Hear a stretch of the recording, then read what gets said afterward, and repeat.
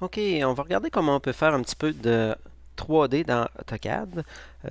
Faire du 3D, ça nous permet tout simplement de faire des vues comme ça, de montrer l'objet vraiment en 3 dimensions pour ensuite pouvoir mettre des bulles et ensuite faire la nomenclature.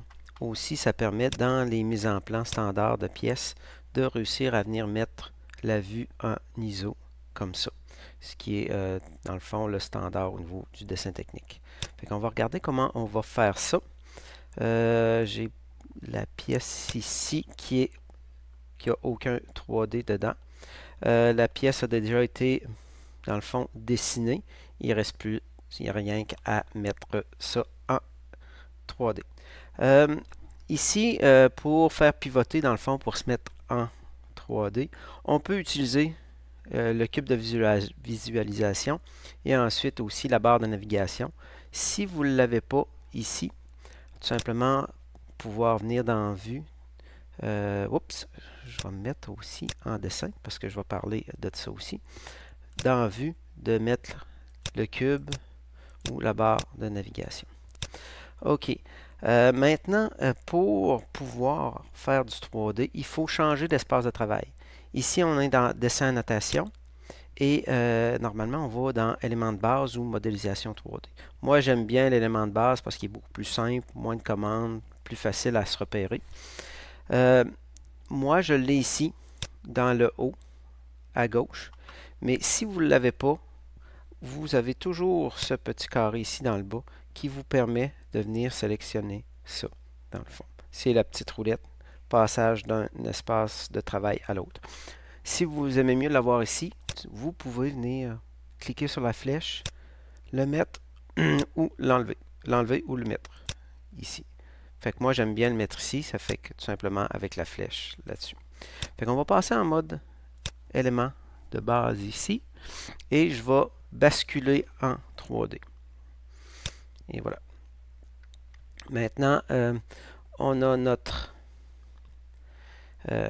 modèle qui est positionné. Maintenant, on a différentes options. On peut créer des extrusions, révolutions, tout ça. Et aussi, on a la fonction appuyer, tirer, qui est vraiment pratique. Mais avant de faire ça, je vais tout simplement enlever tous les éléments parce que si je garde un peu de tout, vous voyez qu'il va me faire des trous autour du texte. OK? Fait que ce qu'on va faire, c'est qu'on va tout simplement cacher les cotes. Je peux venir ici dans les cartouches sélectionner un à un les éléments pour les cacher. Une chose qui est peut-être pratique à savoir dans Dessin Annotation, on va retourner là-dessus. On a cette petite fonction-là, inactif. Dans le fond, ça veut dire que si je l'active, tous les éléments que je vais cliquer, le calque va se mettre inactif. Fait qu'ici, je vais enlever le plus de choses possible pour ne garder que, dans le fond, le dessin de base. Fait qu'on voit ici que tout... Oups, c'est pas ici, c'est ici. Que les calques se sont mis inactifs facilement, uniquement à cliquer dessus. Fait que ici, je vais retourner dans mon élément. Et maintenant, je vais tout simplement appuyer tirer. Et là, je vais tirer sur mon objet. OK? Avant de faire ça, pas oublier de venir se créer un calque 3D. OK? Et qu'on va mettre actif. Dans le fond, tout ce que je vais créer maintenant va être sur le calque. La largeur déterminée par l'étudiant, c'était 19.1. On voit ici qu'on est en mode filaire. On ne voit pas nécessairement bien l'objet. On peut passer ici dans le calquer vue. On peut passer en mode nuance. Il y a bien d'autres modes. Il y a conceptuel. Il y en a d'autres aussi. Moi, j'aime bien le nuance. Ça met tout en gris. C'est peut-être plus simple. Fait qu'ici, déjà, ma pièce est créée. Fait que je pourrais faire la même chose pour à peu près tous les éléments. Fait que je peux cliquer ici, il détecte la zone. Dans le fond, ça prend une zone fermée. OK? Si j'aurais, exemple, une zone comme ça, et je demande d'appuyer tirer, il ne sélectionne pas la zone parce qu'il y a une ouverture. Donc, si vous n'êtes pas capable de tirer, ça se peut très bien qu'il y ait une ouverture dans votre objet. Fait qu'ici, on va refermer, on va retirer. Et voilà. Donc, j'ai déjà en quelques secondes 2 éléments faits en 3D. Je vais vous montrer aussi d'autres façons de procéder. Je ne sais pas. Ah oui, c'est une polyline, c'est parfait. Si ce n'est pas une polyline, on pourrait tout simplement, avec PEdit, former une polyline pour se simplifier la vie. Ce que je vais faire, c'est que je vais utiliser le mode extrusion, puis ensuite, je vais utiliser ces fonctions-là. On peut aussi extruder des éléments. Fait qu'ici, je vais sélectionner les 2 cercles, Enter, et je vais les extruder. Ici, je vais les extruder plus long, tout simplement pour montrer la fonction ensuite de soustraction, pour que ça va être plus évident. Ici, ensuite, je vais extruder, puis je vais extruder le contour. Et là, je vais l'extruder de 19.1.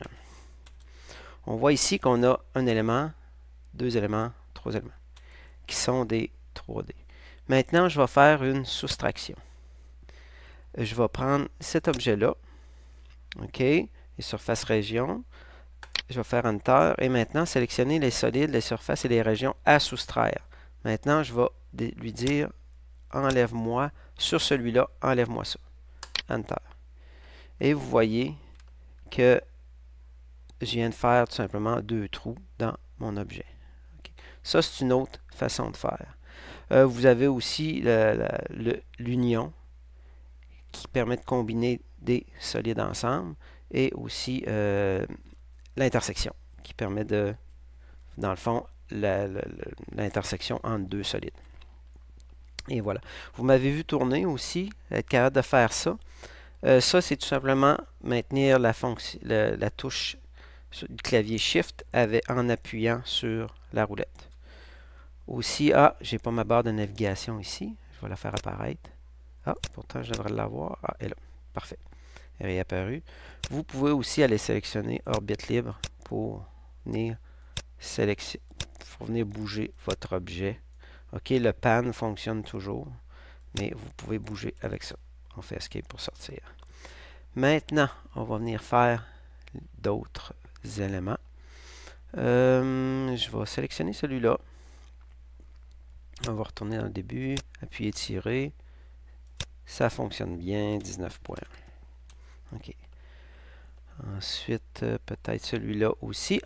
Ici, ça va me permettre peut-être de montrer quelque chose ici. Fait que ce qu'on va faire, on va appuyer, tirer, bien sûr, comme ça, 19.1, toujours. OK. Ici, on voit que l'étudiant, ce qu'il a fait, c'est qu'il a arrondi le bout. Donc, ici, c'est pareil des 2 côtés. Fait qu'ici, ça serait arrondi. Il y a quelques façons de faire. Je vous dirais, je vais en montrer quelques-unes. Ici, dans Modifier, okay, on peut venir créer un raccord, mais un raccord en 3D. Okay? Donc, ici, j'ai 19.1, donc ça serait divisé par 2, ça serait 9.55. On va essayer, dans le fond, de faire un raccord de 9.55. Et on va venir sélectionner l'arrête et l'autre arrête. Enter et appuyer Entrée pour accepter. Parfait. Entrée. Et on voit ici qu'on vient de faire un très bel arrondi sur notre objet. L'autre côté, je vais essayer de le faire autrement. Ici, je vais peut-être amener la notion de UCS, OK, le système de coordonnées. AutoCAD dessine toujours sur, dans le fond, le X et le Y ici. Et si je voudrais faire un cercle ici, je devrais tourner mon système de coordonnées pour venir le mettre ici. Fait qu'ici, on peut dire à AutoCAD de venir positionner le UCS, dans le fond, sur ce qu'on veut. Ici, je vais faire sur la face et je vais venir le sélectionner ici. OK, j'accepte et voilà. Vous voyez que maintenant, le X et le Y est vraiment positionné sur cette face-là. Fait que maintenant, ce que je pourrais faire, je pourrais venir avec un cercle 3 points de tangente. Je pourrais arriver et créer un cercle, comme ça. Donc, j'ai créé un cercle. Et là, je pourrais appuyer, tirer là-dessus, puis venir jusque là. Et je pourrais faire la même chose ici. Appuyer, tirer jusque là. Et voilà. et je pourrais même effacer mon cercle. Fait que ça, c'est une autre façon de créer, dans le fond, l'arrondi qui était là. Maintenant, je vais revenir placer mon UCS dans le fond, le UCS standard du dessin en tant que tel. Et voilà. Là, je vais terminer les autres pièces. Ici, on voit que c'est un petit peu la même chose. Je vais peut-être procéder autrement pour ici. Ça va probablement être la dernière. Je vais prendre les mesures. Je vais prendre la mesure, dans le fond. Ici, ça doit être 19.1. Il m'a mis... Ah, c'est 19. OK. Donc, il y a un point 1 quelque part. Ici, 361,9. Parfait. Donc, maintenant, ce que je vais faire, je vais appuyer tirer. Je vais appuyer tirer là-dessus. Ouais, c'est ça, de 19. Parfait. Ensuite, je vais appuyer tirer là-dessus de 361.9 plus 19, ça veut dire 370, 380.9. 380.9. Et ensuite, je pourrais faire la même chose. Je vais venir jusqu'ici. Et maintenant, je vais venir jusqu'ici. Parfait. Et maintenant, ensuite, je pourrais retirer ça de 19. Parfait.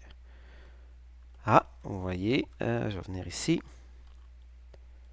OK. Et maintenant, je vais reprendre cette zone-là. Et je vais la tirer de 19. Vous voyez, quand on prend une surface qui est déjà en 3D et qu'on la retire, dans le fond, on vient enlever de la matière. Fait qu'ici, je pourrais faire ça et 19. Et voilà. Maintenant, je vais me repositionner. Vous voyez maintenant que j'ai ma pièce, mais séparée en 3 morceaux. Fait que ici, je vais tout simplement dire à AutoCAD d'unir ces 3 pièces-là. Ce que ça va faire, c'est que ça va en créer un, puis ça va enlever toutes les lignes inutiles. Et voilà. Et voilà. Maintenant, on a notre objet fait en 3D. Fait que maintenant, dans la prochaine vidéo, je vais montrer comment on vient assembler tout ça ensemble et comment on peut... oups, je vais essayer de tourner. Parfait. Et comment on peut faire notre objet assemblé.